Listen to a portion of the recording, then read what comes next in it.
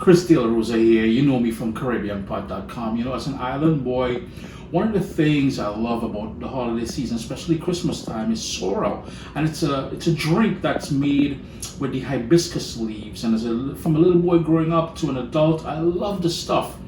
30 years later, I'm in North America. So what do? I can't access fresh sorrel. So what I've done is created this drink which reminds me of home, which reminds me of my childhood, using local ingredients. Apple cider, apples, pears, and not just any old apples. We're talking about all the new unique apples that you see farmers are producing now, and you will see later on. I'll talk about it, like the one a cane, and there's one with a hint of ginger in there. Apples, yeah. You can use pears, quince, whatever that's local and seasonal to make this warm, comforting drink. Now, hear me out. You can make this warm, but you can also put it in the fridge the way I like it. Chill it down and then enjoy it. Basically, all you're doing is giving all of the fruits, in this case the apples and pears, a good wash along with the cranberries. And one of the reasons why I like going to these local markets is you find varieties which are not too common, which are not too popular. For instance, this one is called Ginger Gold, and I have hints of ginger in this apple.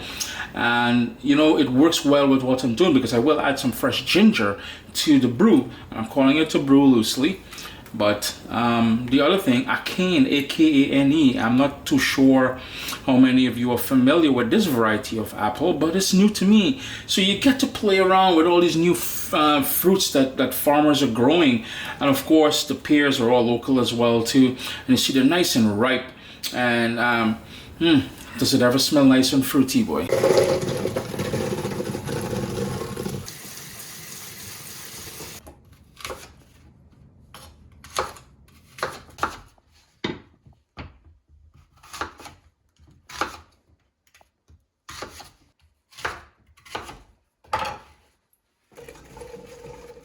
We've got the cranberries, the apples, the pears, and of course we're going to add some more warming flavor courtesy of some cloves.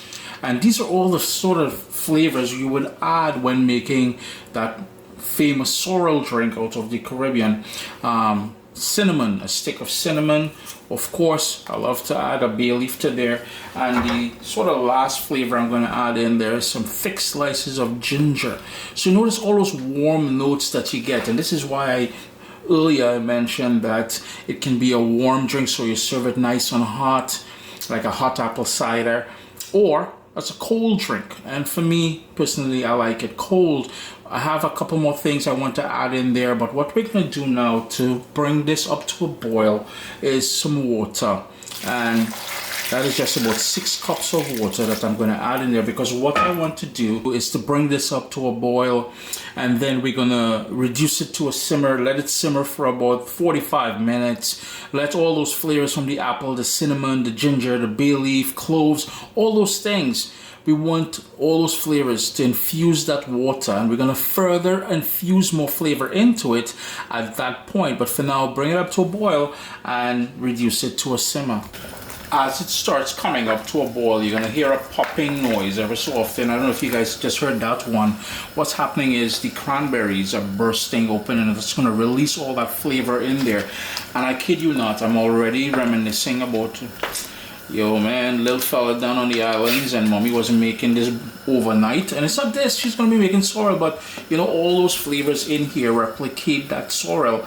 And the color, that red color that I'm going to get from the cranberries, is similar to the red color, that sort of blood red color you would get with a nice dark rich sorrel.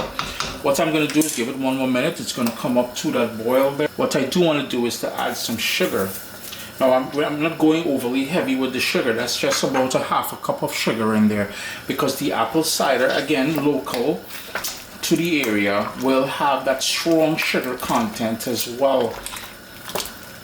45 minutes later, and this is what we have.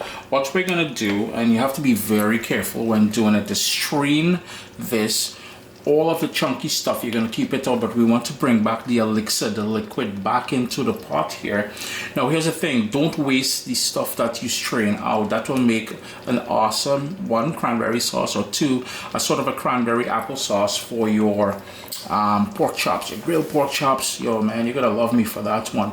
So strain it, hold it back, run it through a fine sieve, and then that sort of puree that you get at the end, you reduce it down a bit and add a bit more sugar to it, a bit of salt, and it makes a lovely sauce for your grilled pork chops, as I said. But now I'm going to turn off the stove here and strain it, and then we'll continue. With that hot liquid, may I remind you to be very careful when you're straining it. Yeah, or if you wanted, you can allow it to cool down a bit before you get it. We have that lovely elixir in the bottom there, and that is the base for that rich, deep flavor that we're looking for. What we're gonna do now is add apple cider straight in there. I'm gonna add about 2 liters of apple cider in there. 20 minutes later, I'm gonna shut my stove off.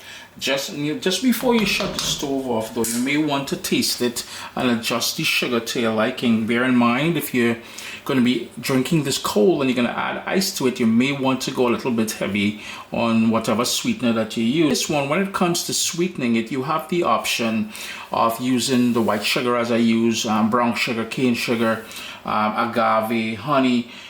The point is, at this point, you will taste it and make sure that the sugar is to your liking. It has to have a sort of a perfect balance between tart and sweet, with all the undertones of the bay leaf, the ginger, cinnamon, clove, the apples, pears, all those different lovely flavors in there, yeah?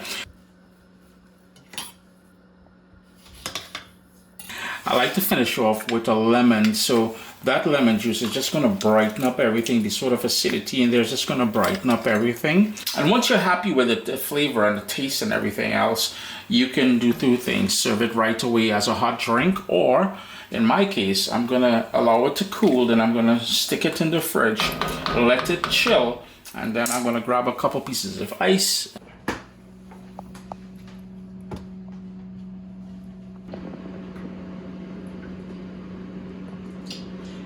Hot or cold, this thing here takes me back to being a little fellow on the islands.